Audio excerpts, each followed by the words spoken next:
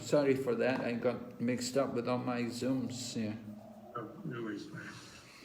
Okay. Om Jnana-timirandasya Jnananjana Shalakaya Chaksurunmilitan Yena Tasmai Shri Gurave Namaha. Nama Om Vishnu Padaya Krishna Pristaya Bhutale Srimati Bhakti Vedanta Swaminiti Namane. Namaste Saraswati Devi Kauravani Pracharine Nirvisesha Shanyavari Paschatya Deshatarine Vanchakalpatarubhyascha Kripa Sindhu Bhayevacha Patitanam Pavanebhyo Vaishnavibhyo Namo Namaha. Jai Shri Krishna Chaitanya Prabhu Nityananda Shri Advaita Gadadhar Shri Vasari Gaur Bhaktavinda. Hare Krishna Krishna Krishna Hare Hare Hare Rama Rama Rama Hare Hare. So we're on the third canto, chapter 3, the Lord's Pastimes out of Vṛndāvana. Right? We studied the Lord's pastimes in Vṛndāvana. Uddhava is explaining to Vidura the Lord's pastimes. First he explained the pastimes in Vṛndāvana. Now the third chapter goes into the pastimes out of Vṛndāvana. Of course, we know that Lord Krishna lived in Vṛndāvana for the first 11 years of his pastimes. His presence on the planet was in Vṛndāvana, and then Akrura came and brought him to Mathura. So the first verse in the third chapter begins with Uddhava telling what happened when Krishna came to Mathura. Of course, he had come to Mathura because Kamsa had arranged the wrestling match, and Lord Krishna and Lord Balaram came and took part in the wrestling match and defeated the wrestlers, Chanura and Mustika, Toshala, these people. And then Lord Krishna looked at Kamsa, and Kamsa was angry because he saw how Lord Krishna had defeated his wrestlers. So then Kamsa started to give orders. He said, get these two boys, get these two, Krishna and Balaram, get them out of here. Throw them out of Mathura. We don't want them here in Mathura. Get them out of here, chase them out. And he said, kill Vasudeva and kill Ugrasena. So very nasty way, Kamsa threatened the Lord Krishna and Lord Krishna's family members. Of course, they're also Kamsa's family members, but Kamsa is a real demon and he's not very favorable towards his family members. Ugrasena, his father, had been put into jail. And Vasudeva and Devaki, they were also in jail. So, because Kamsa knew that Vasudeva had somewhat tricked him, because Vasudeva promised that he would deliver the 8th child to Kamsa. So Vasudeva had changed the children, and the child he delivered was Mother Durga, right? And then Narada Muni came and told Kamsa how Vasudeva had tricked him, and Krishna and Balaram were there in Vṛndāvana. So after all of Kamsa's demon friends had been killed by Krishna and Balaram, beginning from Putana to Sakatasura to Trinavarta, Bakasura, Agasura, all these different demons one after another, they were all killed by Krishna. So Kamsa then had arranged the wrestling match, and he thought with the wrestling match he'd be able to have Krishna killed. But then he saw Krishna defeat the wrestlers. And so Kamsa says, cast them out of here. He didn't say kill them, but he said kill Vasudeva and kill Ugrasena, because they've cheated me, they've lied to me, they've tricked me. So then Lord Krishna jumped up on the dais, and Kamsa grabbed his sword. Now Srimad Bhagavatam tells us how Vasudeva and Devaki, they were very worried, they were fainting, they were going to faint, because they thought, oh no, Kamsa is so big and so strong, he's such a powerful demon. All these demon friends of Kamsa, they were under his control. And the demigods even were afraid of Kamsa. And so Kamsa was really powerful. And Lord Krishna jumped up on the dais where Kamsa was seated.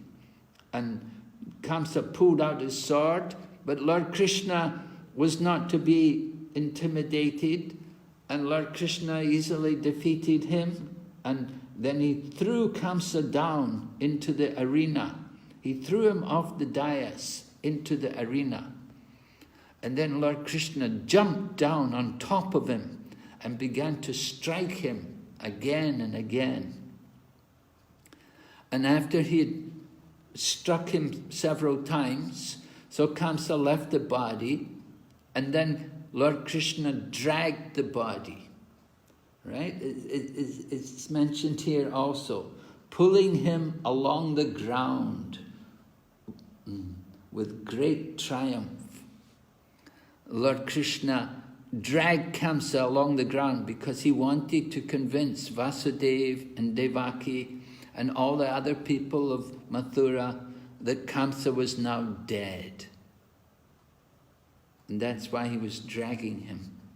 So the people, and most of the people in Mathura were joyful because they thought this Kamsa is a real demon. He'd done so many atrocities. We knew he'd killed all the children, the 6 sons of Vasudeva. So there was, he did all kinds of terrible things. He was a real demon. And when he was dead, then the devoted people were very happy.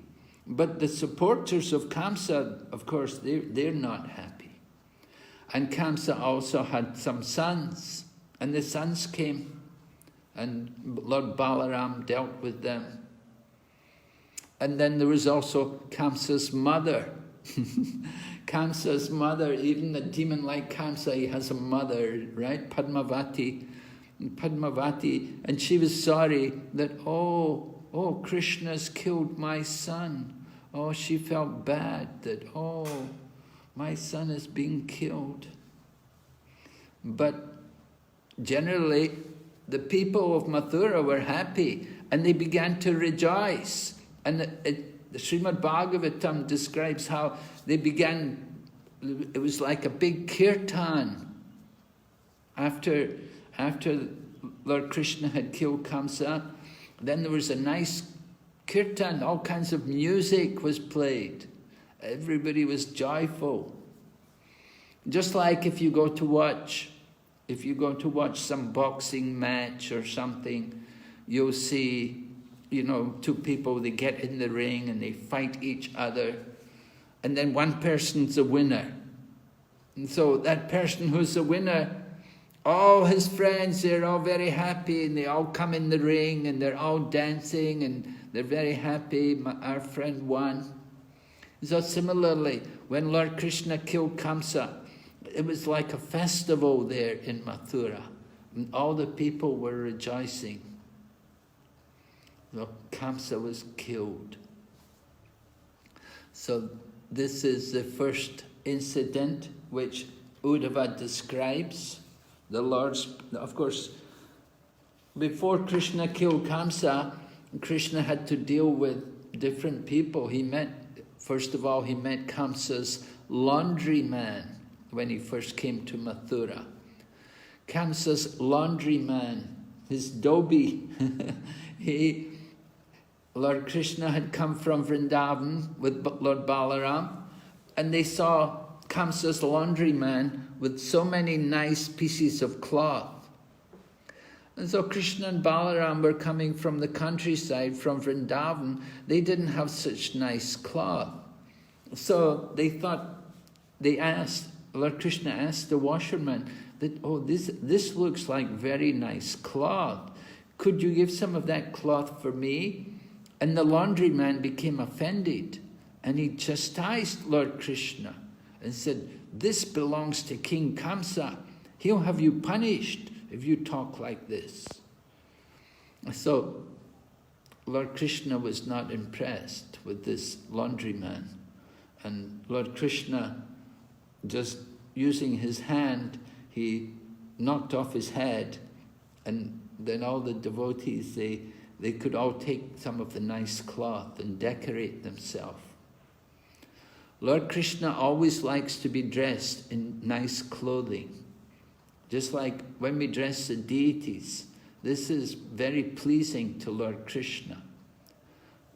In Vṛndāvana pastimes, we see Lord Krishna, even though he's in Vṛndāvana, the countryside, he liked to be dressed very nicely, and he would decorate himself.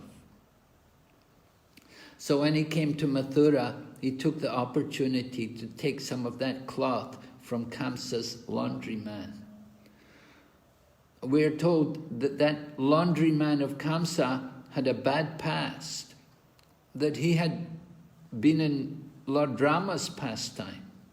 In the Lord's previous incarnation as Lord Ramachandra, it is said that Lord Rama would go out into the city of Ayodhya, and he would go in disguise, and secretly he would go around and he would listen to what people were saying about him.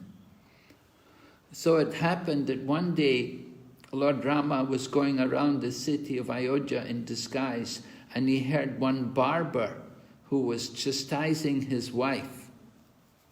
His wife had gone away with another man and then came back. So when she came back, the barber told her, I'm not taking you back. He said, Lord Rama may take his wife back after she's been with another man, but I'm not taking you back. So when Lord Rama heard these words, he was very affected, and he understood that this is not good. If people have some doubt about my character and about the character of Mother Sita. So when he went back to the palace, he sent Mother Sita off to the ashram of Valmiki. And Mother Sita, of course, was already pregnant at that time. She had already conceived. And even though she was in that condition, Lord Rama sent her off to the ashram of Valmiki, because Lord Rama was very concerned about public opinion. So this barber who had spoken these foolish words, criticizing Lord Ramachandra, this barber took birth as the laundryman of Kamsa. And Lord Krishna then approached him for the cloth, and when he didn't give it, Lord Krishna liberated him. He gave him Sayuja Mukti, into the spiritual world. So that is one pastime which took place when Lord Krishna came to Mathura. Of course, then when Lord Krishna, he also met Sudama, the florist, and he met Kubja, and they were very nice, and they gave everything. They offered everything. Sudama gave beautiful garlands, and Kubja, she gave all the sandalwood paste she was grinding for Kamsa. And then Lord Krishna, when he went to the arena, then Kamsa had that elephant, Kuvala Yapida, there. This big elephant it was a very ferocious elephant. And the keeper of the elephant was a friend of Kamsa. So it was arranged that this elephant would attack Lord Krishna. And so when it attacked Lord Krishna, then Lord Krishna had some fun and games with it. He would hide behind the back of the elephant, and he would trick the elephant. And the elephants can't see behind them. And so Lord Krishna finally killed that elephant, as well as the person taking care of the elephant. So then he also, of course, Lord Krishna also broke the bow. There was a big bow there. And Lord Krishna picked up the bow and broke that bow. And then he came into the arena for the wrestling match. And the wrestling match, of course, was very unfair. These wrestlers were built like mountains, very solid. And Krishna and Balaram were young boys with soft skin. And the people of Mathura were thinking, this is not fair. They were watching and they were feeling so much love for Krishna and Balaram. And they were thinking, this wrestling match has not been arranged properly, not fair. But they said, the wrestlers said, oh, we heard that in Vṛndāvana you're always wrestling. You cowherd boys, you like to wrestle with each other. So we know you're very expert in wrestling. And so then they began to wrestle. And Lord Krishna and Lord Balaram, they quickly dealt with these wrestlers and sent them to, they gave them also impersonal liberation. And then they dealt with Kamsa. And they dealt with Kamsa. And that was the real purpose. That was one of the real missions of the Lord, to get rid of Kamsa, because he was instigating so much irreligion in Mathura. So with the death of Kamsa, everyone was rejoicing. And then Lord Krishna could free his parents from the jail, Vasudeva and Devaki. They were released from the prison, and Lord Krishna is apologizing to them that he hadn't been able to serve them. And then the next pastime which Uddhava talks about comes in text number 2. We hear about how Vasudeva and Devaki, they wanted Krishna and Balaram to go for their spiritual education. They should get their education. So it was arranged they would go to Sandipani Muni's ashram. Sandipani Muni had an ashram at Avantipur. Avantipur today is called Ujjain. And so Lord Krishna and Lord Balaram were sent to Avantipur, to the ashram of Sandipani Muni. And Sandipani Muni taught them all the 64 different arts, all kinds of different arts. They're all mentioned. If you look in Prabhupada's Krishna book or in the Srimad Bhagavatam, you'll see all the different arts are mentioned, all the different things which they learned to do, amazing things. As well as the Vedic philosophy, they also learned that too. So they learned everything, all the 64 arts, and they stayed there 64 days. And during that time, when Lord Krishna was staying there, of course, Sudama, the Brahmin, was there. So Sudama, the Brahmin, was a friend of Lord Krishna. Lord Krishna, he likes very much the Brahmanas. Namo Brahmana Devaya, Go Brahmana Hitayacha.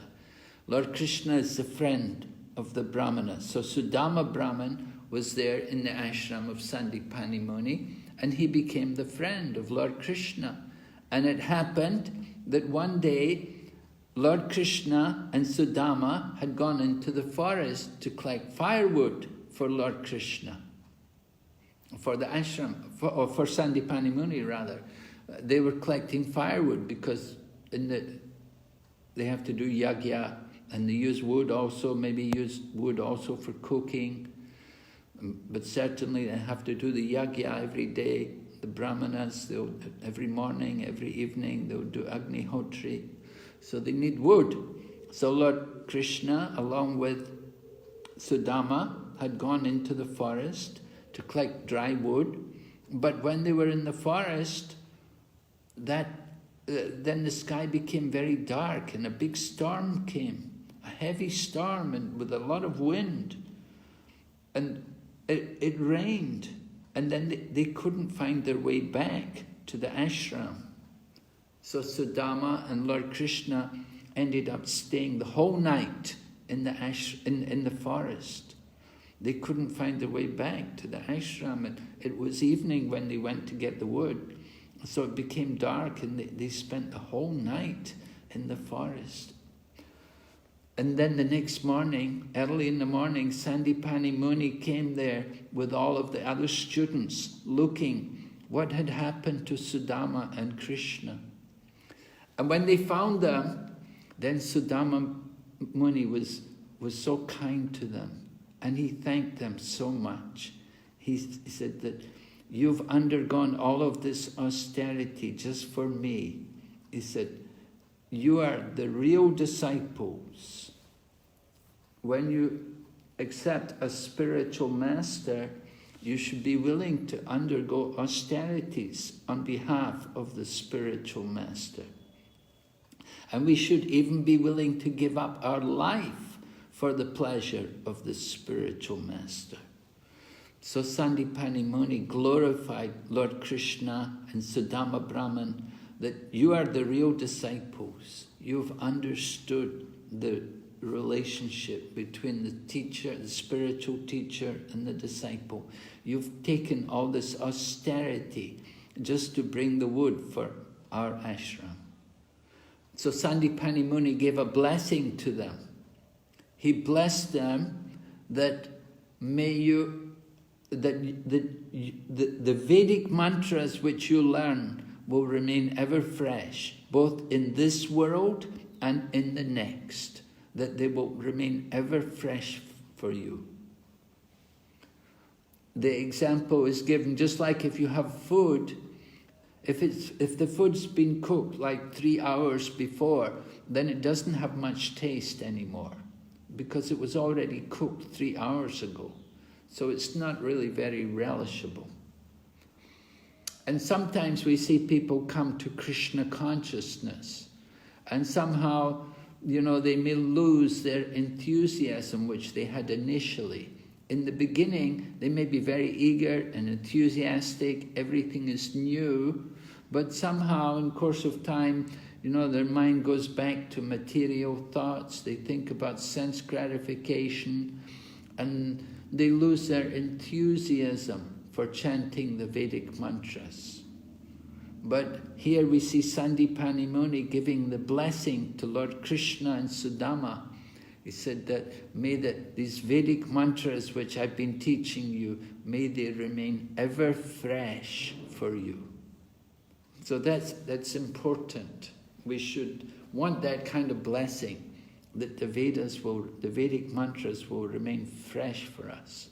We want to always appreciate them and recite them regularly. So Sudama was there. He was the classmate of Lord Krishna. And Lord Krishna and Lord Balaram stayed there. We said 64 days. And then after they'd learned everything, then they wanted to give Guru Dakshin to Sandipani Muni. And they asked him, what kind of Dakshin can we give you? So Sandipani Muni consulted with his wife, and then they came back and told Lord Krishna that some time ago our son died. He had gone to the sea, and somehow he drowned in the sea. So could you bring him back from Yamaraj? Could you bring him back to life for us? We understand you're not ordinary students, so we're asking this special request of you. So when Lord Krishna was asked like that, then Lord Krishna and Lord Balaram, first they went to the seaside, they went to the beach where the son had died. And they asked the god of the ocean, where is this boy? And so the god of ocean said, well, there's a demon lives in the ocean here. The demon is Panchajana, and he is the one who took that boy. The demon, he's living in the ocean. So Lord Krishna went into the ocean and he found this demon, Panchajana, and he killed him. And from the body of this demon, a conch shell had grown. So Lord Krishna took that conch shell, the Panchajanya, Lord Krishna's conch shell. The demon is called Panchajana and the conch shell is Panchajanya. So Lord Krishna took the conch shell, but he couldn't find the boy. He was not in the belly of the demon. Lord Krishna thought maybe the demon had swallowed him, eaten him or something, but he couldn't find him. And so then he went to Yamaraj. After killing the demon, then he went to Yamaloka. He went to Yama's capital, the capital of Yamaraj. What's the name of that capital? You remember? Lord Yamaraj? Samyamani. Samyamani, right, thank you, Prabhu. Yes, Samyamani. He went there to Samyamani and he asked Yamaraj, have you got the son of my teacher? I want to take him back. And so first of all, when Lord Krishna went there to Samyamani, he blew the conch shell. He blew that Panchajanya conch shell very loudly. Now that conch shell is very interesting. Just by hearing that sound, it destroys sinful reactions.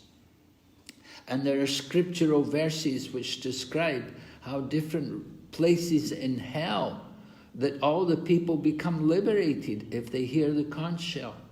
It said even in Kumbhipakaloka is where they're cooking the people in oil. They cook the sinful people in oil. But when they hear the sound of the conch shell, they stop cooking. They don't cook anymore. And all the people get liberated.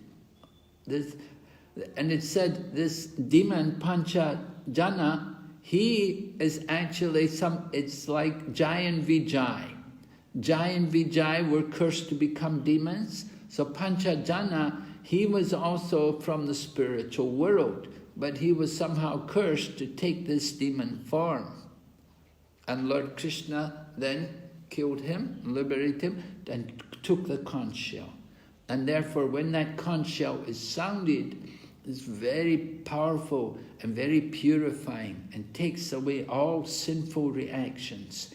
Even from people in hell, they get delivered and they can go to the spiritual world. So Lord Krishna blew his conch shell and Lord Yamaraj came out and saw Krishna and Balaram and offered obeisances and prayers to them. And then Lord Krishna told him, I want the son of my teacher. And Lord Krishna was promptly delivered with the son of the teacher, Sandipani Muni's son. And Lord Krishna brought him back to Avantipur. And then Lord Krishna and Balaram said to the Sandipani Muni, they said, is there anything else? What else can we do for you? Would you like another benedict, another boon? But Sandipani Muni said, no. They said, this is enough. Thank you very much. He said, just to have you two as disciples, that is the greatest blessing. So he was very happy to get his son back. So this is the pastime which took place there with Lord Krishna and going to the Sandipani Muni's ashram and bringing the son back from Yamaloka. Just a few points in the purport. The Lord is constitutionally well versed in all the Vedas, and yet to teach by example that everyone must go to learn the Vedas from an authorized teacher and must satisfy the teacher by service and reward. He himself adopted this system. So Lord Krishna personally teaches us by his example. He takes a spiritual master and he goes and studies. And further on, the Lord is not therefore an ingrate to anyone who renders him some sort of service. So Sandipani Muni had rendered some service to him because Lord Krishna had gone there and learned everything from him. So Lord Krishna is not an ingrate. He's grateful for the service which Sandipani Muni had given him. And that's why he went and brought the dead son back from Yamaloka. So this is one of Lord Krishna's wonderful pastimes, that he could bring back a dead son. Oh, somebody dies. Could you ever imagine bringing them back from Yamaraj? Bringing them back? Who could do that? Only the Supreme Lord can do that. All right? And in text 3, we hear about Lord Krishna and his marriage to Rukmini, the daughter of King Bhishmaka. And of course, Rukmini, her marriage was supposed to be arranged by her older brother, Rukma. And the older brother, he didn't like Lord Krishna. He was a friend of Sishupala. So he'd arranged for Sishupal to marry Rukmini. And Rukmini was just so beautiful. She was just so attractive. It's mentioned here, Prabhupada describes here, as attractive as fortune itself, because she was as valuable as gold, both in color and in value. Of course, Rukmini is the goddess of fortune, Lakshmi, and she comes, she's actually meant to be the consort of Lord Krishna. So while Rukmini's marriage was being arranged, Rukmini had heard about Lord Krishna from Narada Muni, and so she wrote a letter to Lord Krishna asking Lord Krishna to come and kidnap her. And she even gave the details of where Lord Krishna could come and what time he should come and how he could kidnap her. So she really helped a lot. and she gave the letter to a Brahmana, and the Brahmana went there to Dwarka and delivered the letter to Lord Krishna. And at that time, there's a nice conversation between the Brahmana and Lord Krishna. Lord Krishna, first of all, when the Brahmana came there, Lord Krishna inquired from the Brahmana how he was. And he said, are you following the religious principles? Are you satisfied? And there's a nice explanation that it's very important that one should feel satisfied in his devotional service. That if we're not satisfied, then it's not devotional service anymore. We should feel that we're doing the right thing and rendering service to Krishna. It's especially the duty of a Brahmana to be satisfied. A Brahmana's business is not to simply get wealth or to acquire power or fame or anything. The Brahmana's duty is simply to follow the religious principles. So Lord Krishna was concerned that this Brahmana was doing everything properly. And so Lord Krishna got the letter from Rukmini and he heard it and he understood. Yeah, he thought, yes, this is a nice plan, nice idea. So Lord Krishna also went to the marriage ceremony. Everyone was coming for Rukmini's marriage, thinking she's going to marry Sishupal. And Sishupal had brought all of his big demon friends. Jarasandha was there, and Salva was there, and Dantavakra was there, all big powerful demons. And they were vowing, if Krishna comes here, we will never let him interfere. He will try to stop the marriage, we will stop him. So Lord Krishna did come there. And when Lord Krishna came there, then Rukmini's father was very pleased. Actually, as Prabhupada describes in the purport, Rukmini's father, King Bhishmaka, he wanted his daughter to marry Lord Krishna. And when Lord Krishna came there to their kingdom, all of the people, they thought, Rukmini should marry Krishna. Why is she going to marry Shishupal? Krishna would be a much better husband for Rukmini. But because she had this older brother, the older brother had very strong influence. We see just like Duryodhana had influence over Dhritarashtra, so Rukmini's older brother, he had influence over her father, and he was arranging Rukmini's marriage. But Lord Krishna has come, and Lord Krishna's there, and he waits for the proper time. And when Rukmini is going to worship, coming back from the Durga temple worship, before making the marriage vows with Shishupal, at that time, Lord Krishna comes and takes her. And said, Lord Krishna took her just like a lion would take the animal from from a pack of jackals. You know, jackals are little insignificant creatures. A big lion comes, what can the jackal do? And so Lord Krishna was like that. He was like the lion taking the beast from all the jackals. But when Jarasandha and the other friends of Shishupal, when they saw it, they said, "Oh, look at this! This he's the jackal taking from the lion. We're the lions, and he's the jackal. He's coming and taking what's not for him." And of course, they tried to fight, but Lord Balaram had come with an army. And Lord Balaram revoked them.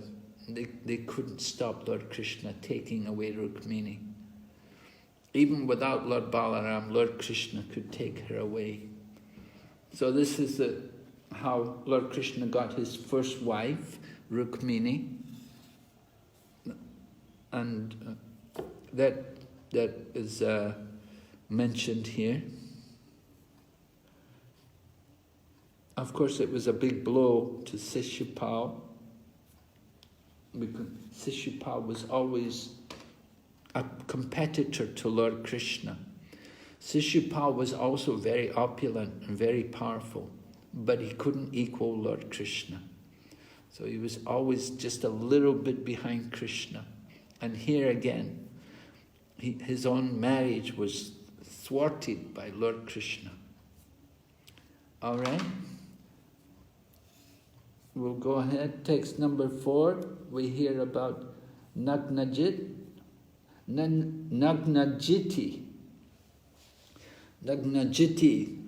So her father, he wanted the man who's going to marry his daughter, that you have to tie up these bulls.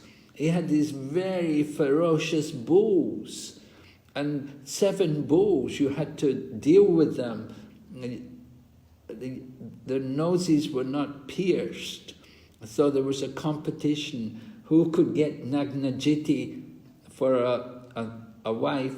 You had to first of all tie up these 7 bulls. So Lord Krishna came, and for him, not a very big problem. Lord Krishna, of course, can expand himself 7 times. And he could tied up the bulls, and then he took the hand of the princess. But the other princes, the other competitors were not happy, and they challenged him. It's not fair, you shouldn't have done this, you shouldn't get her. And there was a big fight, but Lord Krishna defeated all of them, and he took her for a queen. Lord Krishna has 8 principal queens, actually.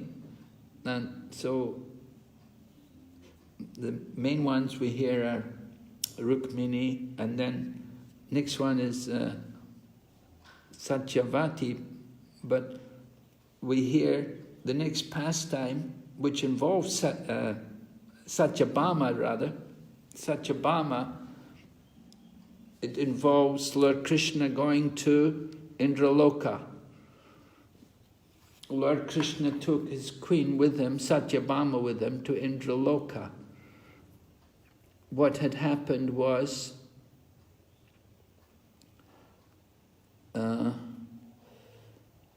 this demon, Narakasur, he had stolen different items. He had stolen the earrings of Mother Aditi, and he'd stolen the umbrella of Varuna, and he'd taken different things which didn't belong to him, which were meant for heaven. So Lord Indra came to Lord Krishna and complained about it and told him about this demon, Narak. This demon, Narakasura, was very powerful. Now, Indra didn't know how to deal with him himself. He came to Lord Krishna for help, appealing to Lord Krishna that he should go there and do something about him. So Lord Krishna decided to take Satyabhama with him. And he took Satyabhama with him, and he went first of all to the kingdom where Narakasura was residing. And he was protected by a demon called Mura. The Mura demon was living there in the water surrounding the kingdom. And this Mura demon had 5 heads. So when Lord Krishna came there, the Mura demon tried to stop him. So Lord Krishna had to kill him first. And then the sons of the Mura demon, 7 sons, all came, and they all fought with Lord Krishna. Krishna killed all of them. Now the problem was, why did Lord Krishna take Satyabhama there to see this kind of fight? One reason was, which is told by us by the acharyas, was that this Narakasura's mother had been given a blessing that Lord Krishna would not kill her son unless the mother gave permission. The mother of Narakasura was Bhumi, the mother of the deity of the earth, Mother Bhumi. And she had conceived the child, it said, at the time when she was picked up from the bottom of the universe by Lord Varaha. So Narakasura was the son of Bhumi and Lord Varaha. And Bhumi had been told that the Lord would not kill her unless she gave permission. So Lord Krishna brought Satyabhama with him because Bhumi is an expansion from Satyabhama. So when Lord Krishna was fighting, after killing Mura, then Narakasura came out himself to fight. And Narakasura had many elephants. These elephants were actually from the Airavata elephant. And they were white, and they had 4 tusks. They each had 4 tusks, and they were white in color. They descended from the Airavata elephant from the Milk Ocean. Turned from the Milk Ocean. So this demon Narakasura was really powerful. But when he came out to fight, then Satyabhama saw that he was really a demon, and she said to Lord Krishna, oh, kill him quickly, kill him quickly. And so with the permission of Satyabhama, Lord Krishna then dealt with Narakasura and killed him. So after he killed Narakasura, then Bhumi, the mother, she came with the earrings to give them to Lord Krishna, to return them. That this is Mother Aditi's earrings, and this is the umbrella of Varuna. And there was also the top of a mountain where the demigods reside. So she gave them everything back to Lord Krishna. So Lord Krishna then took Satyabhama with him to go and see Mother Aditi in the heavenly planets. And at that time, they gave Mother Aditi the earrings, and at that time they took a Parijata tree. They took the Parijata tree because earlier Narada Muni had given a flower to Rukmini. And this Parijata flower is so fragrant that there's nothing like it on earth, that it's so fragrant that even the bees from the heavenly planets come to get the nectar from this flower. So Satyabhama was a little bit envious that Rukmini had the Parijata flower. And Lord Krishna could understand Satyabhama's feelings. So Lord Krishna told Satyabhama, don't worry, I'll get you a whole tree. She's only got a flower. I'll get you a tree. So Lord Krishna, when they were there in heaven, they took a Parijata tree. But it's described here that when they took the tree, the wives of Indra were very upset, and they complained to Indra that, oh, look, they're taking our tree. This tree should belong here in heaven. You should not, and they complained to Indra, you should not let them take that tree away from heaven.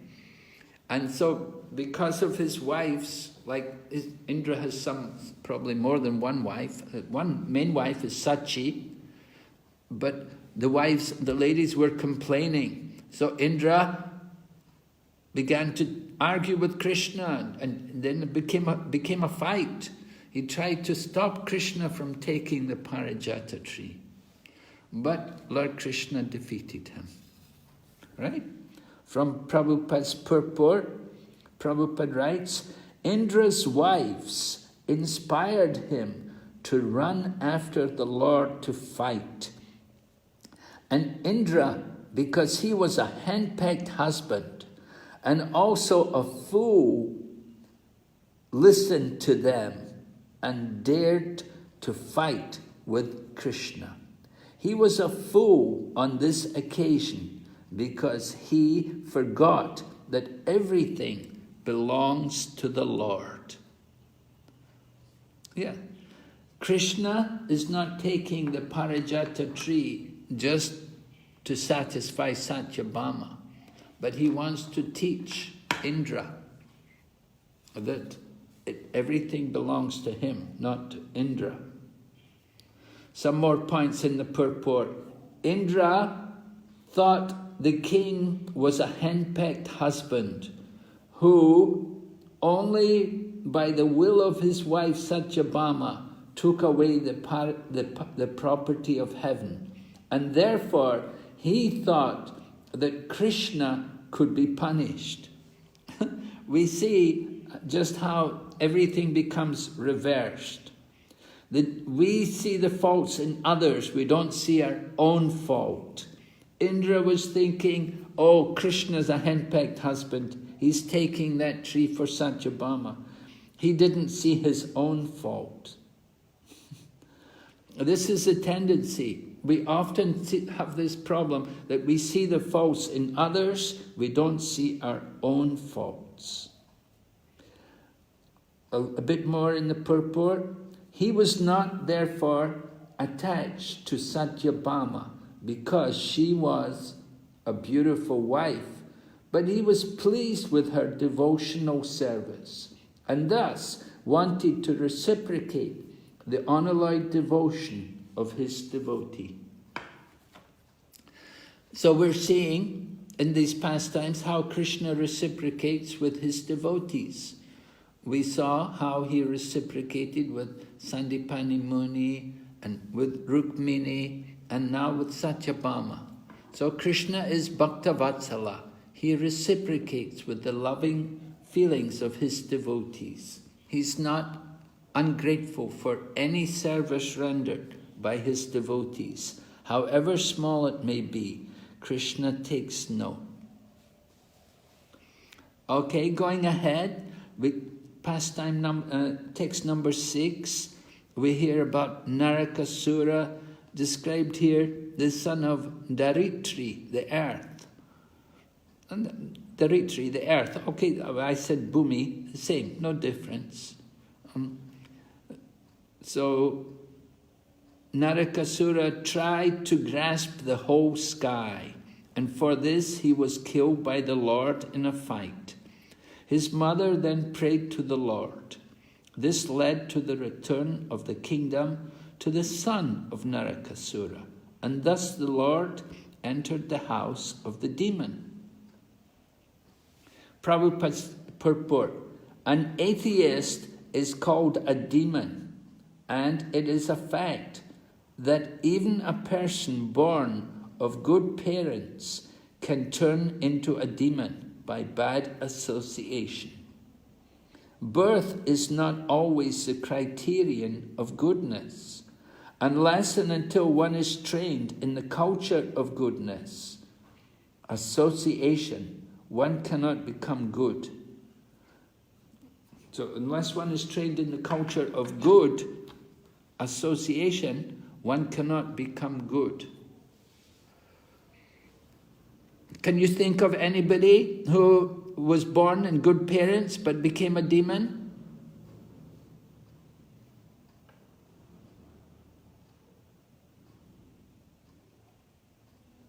We know, of course, people born in demon families who became devotees. We have like Prahlad and Bali. But what about people born in demon... Kamsa, Maharaj?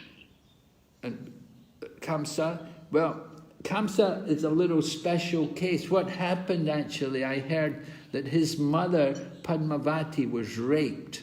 He was not actually the son of Ugrasena, although he was born in that family, but he was not actually the son. He was it was a demon who came and raped Padmavati, and that's how she gave birth to Kamsa. That he was a demon. So that kind of birth, you cannot expect to get a very good soul. Ravan Maharaj? Yeah, he was born in a Brahmana family. I don't know the details, who the parents were. No, Ravana's mother was not a very good person. She was not very good, huh? Yeah. Shishupala. Shishupala, the son of Dhamaghosh. Well, Dhamaghosh also, he's not really a devotee, because he came there also for the wedding of his son. He wanted his son to marry Rukmini.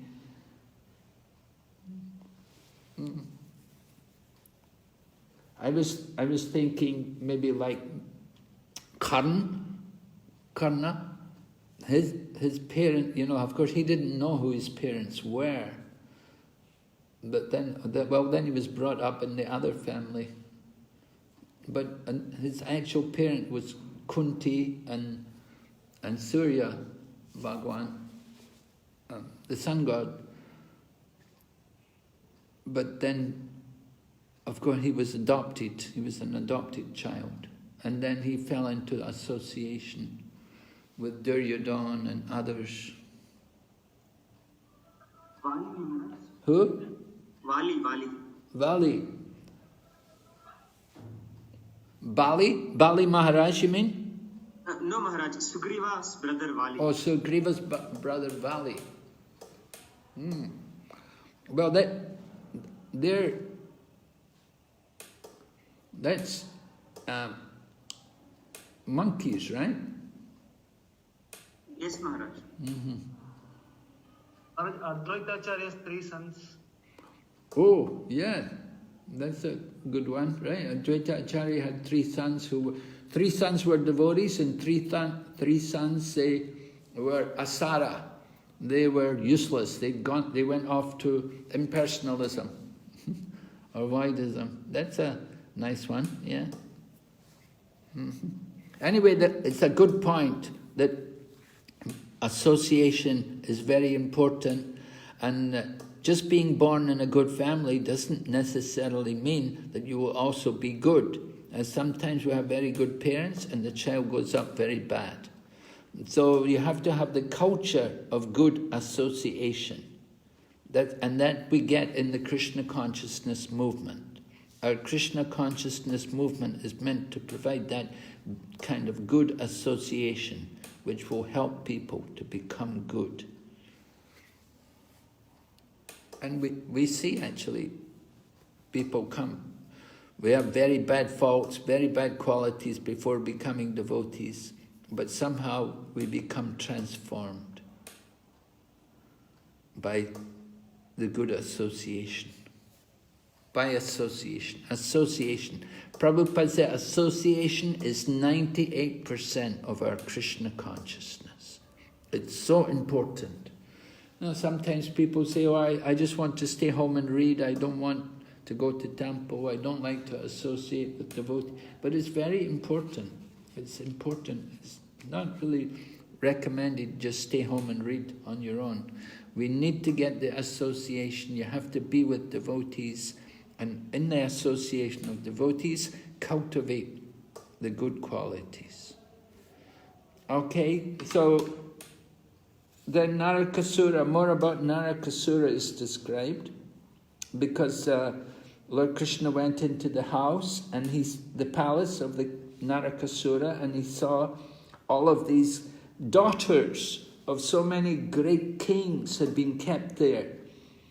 And when Lord Krishna entered, it's described here, they looked upon Lord Krishna, looked upon him with eagerness, joy and shyness, and offered to be his wives.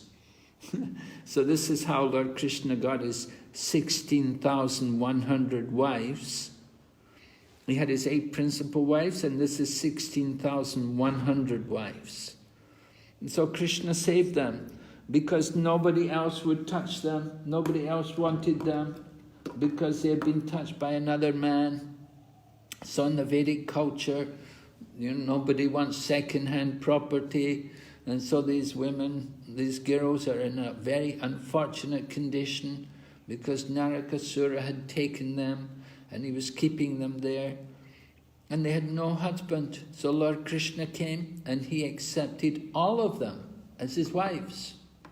All right. So, going ahead, text number 8. All these princesses were lodged in different apartments, and the Lord simultaneously assumed different bodily expansions, exactly matching each and every princess. He accepted their hands in perfect rituals by his internal potency. So very wonderful how Lord Krishna could expand himself not once or twice, but 16,100 times for each of these ladies. And when he took them back to Dwarka, then the marriage was also done like that. Also, that there were 16,108 marriages performed simultaneously. And the Lord's parents, like Mother Devaki, she came to each and every one of the marriages. So by Lord Krishna's internal potency, Vasudeva and Devaki, they also expanded themselves so that they could come to each and every one of the Lord's marriages. So this is the Lord's internal potency. Right? Prabhupada talks about it here in the purport. He talks about, although he is primeval, the oldest person, that's the verse from Brahma Samhita. By his internal potency, the Lord can expand himself into various personalities of Swayam Prakash, and again into Prabhav and Vaibhav forms. So, Swayam Prakash, that is the Lord's, the initial form is Swayam Rupa, and from Swayam Rupa comes the Swayam Prakash. And all the different incarnations of the Lord, which appear in the universe, they all come from this Swayam Prakash. And so then the Lord has his different forms, which are called, some are from Prabhav, and some are Vaibhav. So I looked up the details about this Prabhav. The Prabhav is describing, this is the full potency of the Lord in his different, in relation to his pastimes. Prabhav is the full potency. But there's 2 types of Prabhav. One is eternal and one is temporary. Some of the temporary forms are forms like Mohini and Hamsa and Shukla.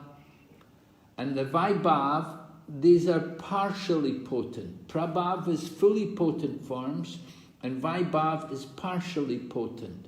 And this is in relation to the excellencies of the Lord. So I'm not quite sure how to distinguish the difference. What the Prabhav is in relation to his potencies, and Vaibhav in relation to his ecstasy, excellencies.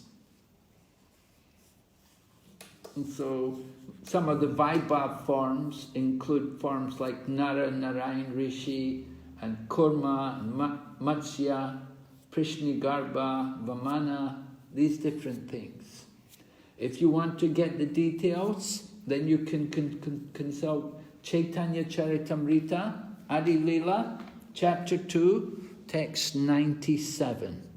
And there's a nice purport there where Prabhupada talks about the Lord's different expansions and different potent forms which come about by his internal potency.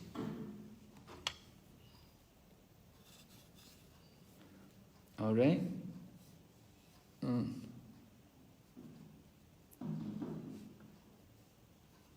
We hear about Vaibhav Vilas forms of the Lord. This means the Lord's forms for his pastimes, for this particular pastime, taking 16,100 wives. This is the Lord's pastime.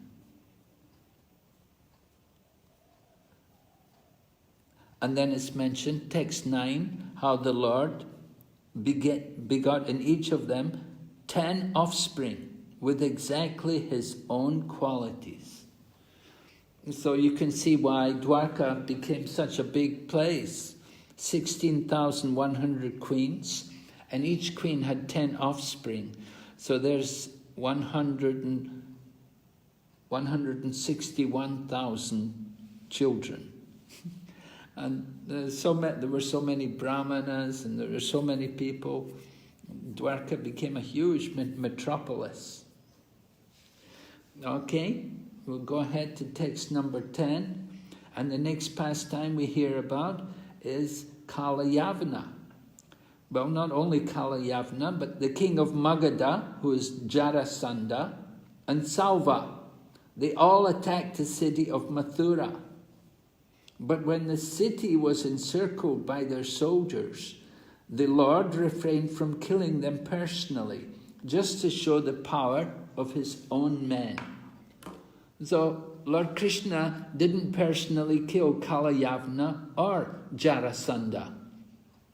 Lord Krishna, for Kalayavana came, he was chasing Krishna. This was when Lord Krishna did his ranchor activity. He first of all transferred all the people from Mathura, he transferred them to Dwarka to protect them from all the people who were trying to invade Mathura. They were all attacking at the one time. So Lord Krishna saw great danger for the people of Mathura, so he transferred them at that time, everyone, to Dwarka. And then he came back himself, and he confronted them. But he didn't fight them. He just left the battlefield. And that's why Jarasandha, he was thinking, this event actually happened before the marriage of Rukmini. Because it describes that at the time of Rukmini's marriage, Jarasandha is trying to console Sishupala, because Sishupal seen Rukmini being taken by Krishna, so he knows he can't have her now for a wife. So Jarasandha tries to pacify Sishupal. He said, don't worry. He said, I fought Krishna 17 times, and he defeated me 17 times, but the 18th time I defeated him. So he's referring to this incident, actually. So Jarasandha was telling Sishupal that, don't give up, keep trying, one day you'll be victorious. He said, I was defeated 17 times, but the 18th time I was victorious. He was trying to pacify Sishupal. Of course, Jarasandha didn't defeat Krishna the 18th time. But what happened was, well, Krishna left the battlefield, and he went up a mountain, and he went into the cave, and Muchikunda's in the cave. So Muchikunda's in the cave, and Kalayavana is chasing him. Kalayavana, he was born, he had a benediction that they would terrorize the Yadu dynasty. Because what happened, Garga Acharya got insulted. He had some brother-in-law of Garga Acharya had insulted him. And when he was insulted by his brother-in-law, all the Yadu kings laughed at him. So Garga Acharya put a curse on the Yadu dynasty that they would be terrorized by a demon. So this Kalayavana is the one who was terrorizing the Yadu dynasty. So Lord Krishna didn't kill him, but he took him up the mountain. Kalayavana came chasing Krishna up the mountain. He went into the cave, and Muchikunda was laying sleeping there. So he kicked. He thought it was Krishna, and he kicked him. And Muchikunda opened his eyes, and then from his eyes fire came out, and Kalayavana was burned to ashes, because Muchikunda had that benediction that if anybody woke him up, then he would burn them to ashes. Muchikunda was actually a devotee. He had been fighting for the demigods in the higher planets, and he'd become very tired. And so he asked the demigod, the demigods wanted to give him a benediction, and that was the benediction he wanted. And that if anybody wakes me up, they should be burned to ashes. So Kalayavana was burned to ashes. And Jarasandha, he was not killed by Krishna either, but he was killed by Krishna's devotee, Bhima. With the help of Lord Krishna, of course. It was Lord Krishna who told Bhima how to kill Jarasandha. They'd been fighting. Well, first of all, Lord Krishna came there with Bhima and Arjuna to Jarasandha. And they came disguised as Brahmanas. And Jarasandha was such a king that he liked to give charity to the Brahmanas. He liked to follow the Vedic culture because he knew it was good for him to give charity to the Brahmanas. So they came there disguised, and they asked Jarasandha, yes, we want charity. He said, what do you want? And actually Jarasandha could see that these three, that there couldn't be Brahmanas, because Bhima and Arjuna and Lord Krishna, first of all, their voices are like thunder. They speak very powerfully. They don't speak like Brahmanas. Brahmanas are learned and gentle. Vidya Vinaya. Vidya Vinaya is the qualities of the Brahmana, to be learned and gentle. But Krishna, Bhima, Arjuna, they're not Brahmana. They speak very powerfully, especially Bhima. And their shoulder was also marked where they'd been carrying the bow. They carry their weapons, and he could see the marks on their shoulders. Anyway, Jarasandha thinks they've come as Brahmanas, I should give them charity. So he said, what do you want? No, he said, no, we want a battle. Then he understood, this is Bhima, and this is Arjuna, and this is Lord Krishna. So he said, I'm not going to fight Krishna. He said, Krishna already ran away from the battlefield before me. I'm not going to fight him now. He's a coward. And he said, Arjun, he's not strong enough. He won't be a good battle for me. He said, I'll fight with Bhim. Bhim looks like he'll give me a good fight. And so this is the Kshatriya nature. We see the spirit of Jarasandha, that he picked a battle with Bhim because he knew it would be a good fight. I'll have a good fight. Fight somebody who is equal. He didn't want to fight somebody who would be easy for him. He wanted a good fight. They had the real Kshatriya mood. And so they fought for many days with each other, and Bhima couldn't get the better of him.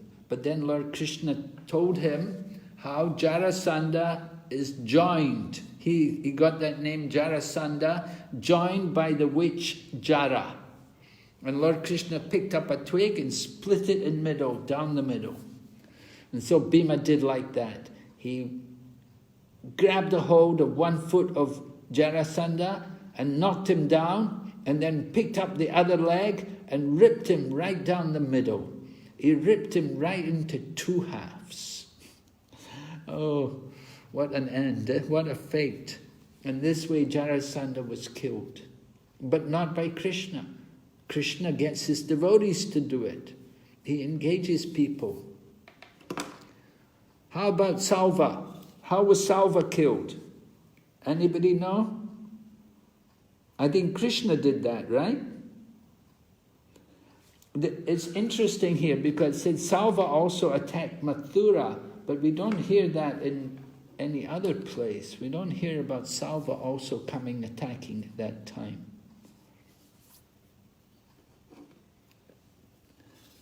Anybody know anything? How did Salva attack? Have you heard this? Okay, so in the purport, actually the Lord descended at the request of Brahma in order to kill all the undesirables of the world.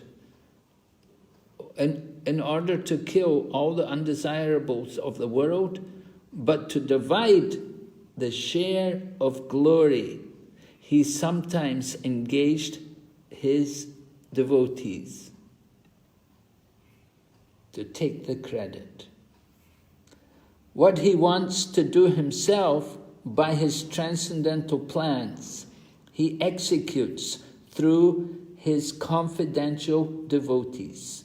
That is the way of the Lord's mercy towards his pure, unalloyed devotees.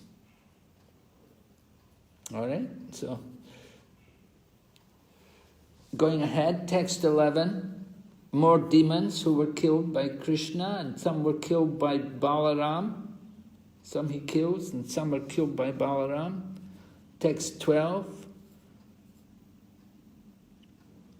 All the kings, both the enemies and those on the side of your fighting nephews, be killed in the battle of Kurukshetra. All those kings were so great and strong that the earth seemed to shake as they traversed the war field. So everyone died, we know, from the Kala Roop. Lord Krishna had shown Arjuna, everyone's going to die, except for you Pandavas, everyone will be killed. There will be nobody left. It's all going to be finished like that. And then Uddhava also brings up about the killing of Duryodhana. Duryodhana was bereft of his fortune and duration of life because of the intricacy of ill advice given by Karna, Dushasana and Shobha. So here, Uddhava speaking, he's saying that Karna was a bad influence on Duryodhana. And Dushasana and Karna, they're blamed for influencing Duryodhana. It's like Duryodhana is actually not such a bad person, but he got influenced by Karna and Dushasana. And we know about the death of Duryodhana, that at the end of the battle of Kurukshetra, all of the great generals of the Kauravas had been killed. Dronacharya had been killed, and then Bhishma had been fallen on the bed of arrows. So Duryodhana is left, and he has to fight with Bhim. And they're fighting again a long time. And Lord Balaram, of course, he is a very good friend of Duryodhana. And he's also a friend of the Pandavas. And he didn't like that they were fighting with each other. Lord Balaram said, this is not good. He said, Bhima is stronger and Duryodhana is more skillful. He said, you will not get any result. But then Lord Krishna gave a trick to Bhima. He said, hit him below the belt. Hit him below the belt, because that's where he's vulnerable. His body was made like stone by the grace of Gandhari. Gandhari, his mother, had told Duryodhana that you come before me naked. And she took off her blindfold. And because she'd done all that penance and austerities covering her eyes for so long, her eyesight was very powerful, and the idea was that when Duryodhana comes naked in front of her, she will take off her blindfold and she will look on his body, and this way his body will become like stone and it cannot be injured, it cannot be harmed. But Duryodhana came before his mother, he was still covering part of his body. He was still wearing like his kopins. He was covering himself. Because he was going naked, so Krishna said, going naked? He said, why